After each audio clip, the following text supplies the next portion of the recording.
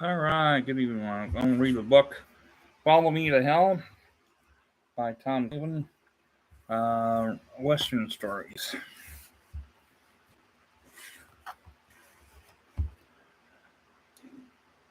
So, the King Rangers, meanwhile, several of his former Rangers served under General Benedict Arnold in the Revolutionary forces around Lake Champlain. The Rangers were reactivated during the War of 1812 without Roger, who had died in London in 1795, but to the fight for the British. Now, the Rangers Stephen Austin was calling for were former to take on the Indians, with little consideration giving the tribal affiliation in addition to the Indians nearby tribes, including Waco, Tama, and Tamaya, Takina. Such Indians were viewed as inherently hostile and ready to commit intolerable acts against white and brown settlers. If given the chance, this was, of course, misguided assumption. Not mentioned, the Indians typically raid and fought only when provoked. For example, by hundreds of Angles who appeared in their homeland and compete for food and water. A new militia company commander by Moses Morrison became official on May 5th, 1823. 4 months before, Stephen Austin's message had mentioned Rangers. A few members of Morrison's team were immediately put to work. Through, as it turned out, no, not against Indians. That very same day, 5 Mexicans were killed at a suddenly dangerous Skull Mountain Creek campsite. After their group had paused there while driving south, a small herd of horses purchased in Louisiana that night, 5 men showed up at the campsite and ambushed the 7 Mexicans. 2 of them escaped death, one of them straggling into the nearest settlement to tell the tale. Without waiting, Morrison or any other men, Robert Goodell gathered 6 of brand new militias and they set off while the trail was still warm. They kill the killers appeared to be leading them back towards Louisiana. Purchaser found 3 of the bandits as they crossed Brazos. No quarter was given. The outlaws were not only killed, but decapitated. Kendall had their hands plunged at the top post along the road as a vivid illustration of what would happen to other outlaws. For a short time, this display had intended effect of putting a damper on the petition of in the future. But on July 6th, John Tomlinson and other colonists, Joseph Newman, were on their way to San Antonio to buy gunpowder for the militia when they encountered a group of include Waco, who were considered to have good relationships with settlers. However, when Tomlin reached down to shake his hand, a warrior yanked him from his saddle and killed him with a lance. Now Newman instantly wheeled his horse around and took off, and the Indians chased him, but Newman outdistanced them and was able to report the murder to Kendall. But it is not known if it was ever avenged. Next on Stephen Austin's to-do list was to set up a local government that included issuing a set of regulations dispensing land titles, arbitration disputes, and being the official head of the new special forces, he continued to refer to as Rangers. Now, Austin was one of the most complex men ever to influence the course of Texas, writes Charles Robertson III, the man who wore the star. When his fortune were at their heights, he was deliberate and sincere. He dispensed land titles as though they were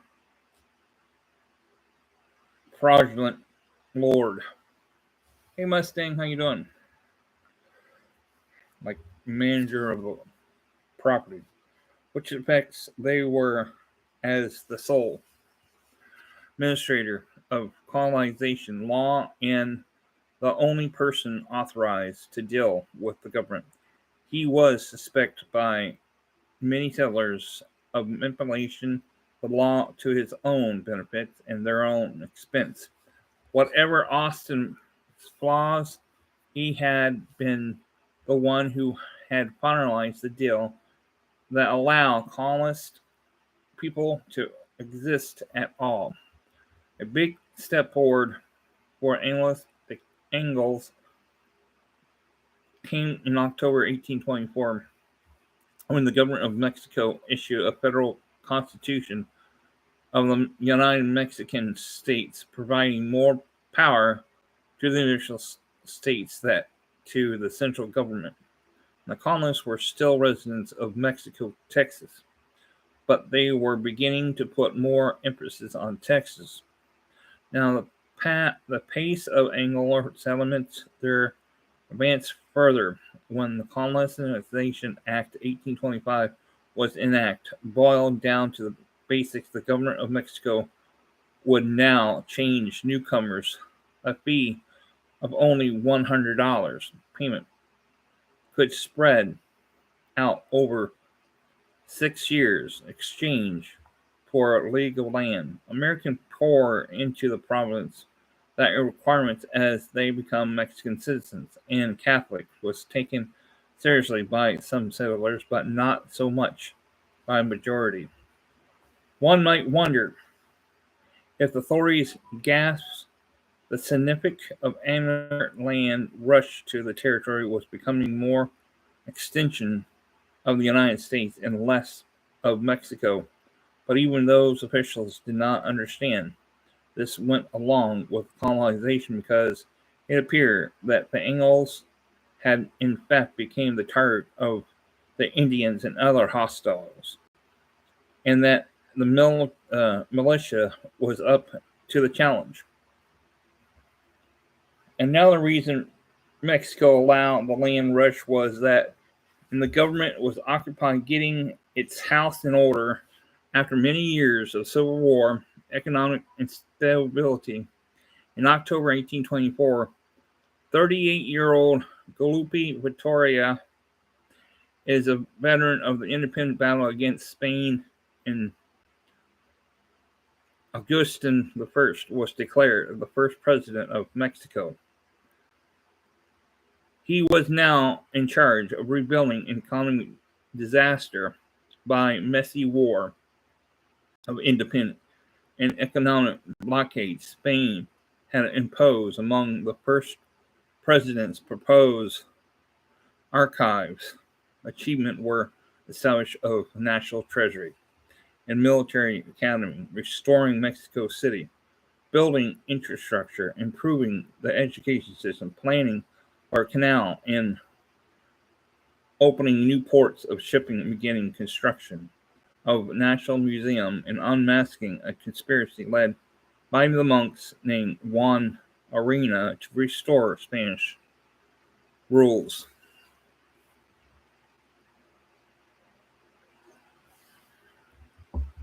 A state of Mexico under Victoria was proven peace and glowing promise and prosperity to its citizens. However, it was also during this time that there was serious glitch in the Mexican relations with Anglo Americans. The first attempt by Anglo-American colonists to become independent was prosecutor to what would indeed transpire in the next decade.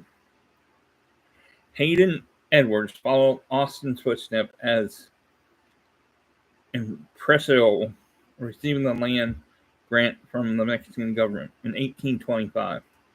To the west, north, in the new colony were lands controlled by several Indian tribes who had recently been driven out of the United States. At the southern border, where the settlements overseen the Stephen Austin, east of Edwards Grant, was a former Sabine Free State neutral zone, which had been essentially lawless. For years, the borders of the new colony and metropolis of Nach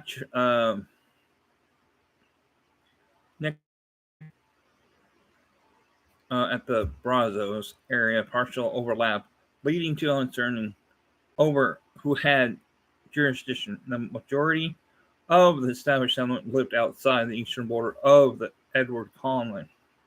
And certainly somehow inspired Edward and had his colony to declare independent from Mexico, Texas, and create a Republic of Freedom of Natchez. There you go. The action increasing the hostility between Edward's supporters and those settlers not eager for conflict led by the government of President Victoria to revoke Edward's contact. Now, in December 1826, a group of Edward's supporters took control of the region by arresting and removing from office several local officials. Going to step forward, the insurgents declared their independence from Mexico. The nearby Cherokee tribe signed a treaty to support the new nearby Cherokee tribe signed, but the Republic overtured the Mexican authorities. Austin convinced the tribe leader to repent and rebel. On January the 31st, 1827, force of over 100 Mexican soldiers and 275 Texan militia marched into Natchez to restore order. Hayden Edwards and his brother Benjamin Edwards fled to the United States for especially unfortunate local merchant. Was arrested and sentenced to death, but was later paroled. But damaged the relationship with the American colonists that had been done. Now the rebellion prompted the Mexican to increase its military presence in the area, fearing that rebelling, the United States hoped to gain control of Texas. The Mexican government severely immigration to regain. A new, larger garrison established in Natchez, and the Mexican government authorized intensive expedition conducted by General Manuel de Maria to inspect the Texan settlement and recommend future courses of action.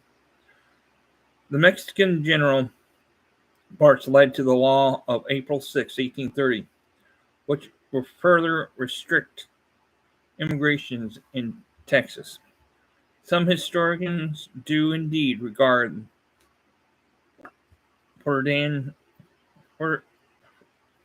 Frederick rebellion and begin the Texas Revolution. Whether or not their assertion is true, it is clear that changing the demographics of Texas indicated that a revolt was imminent. Well, I'll end there. And hey, thanks for coming. Thanks, Mustang, for coming. So I'll talk to you guys all later. Bye now.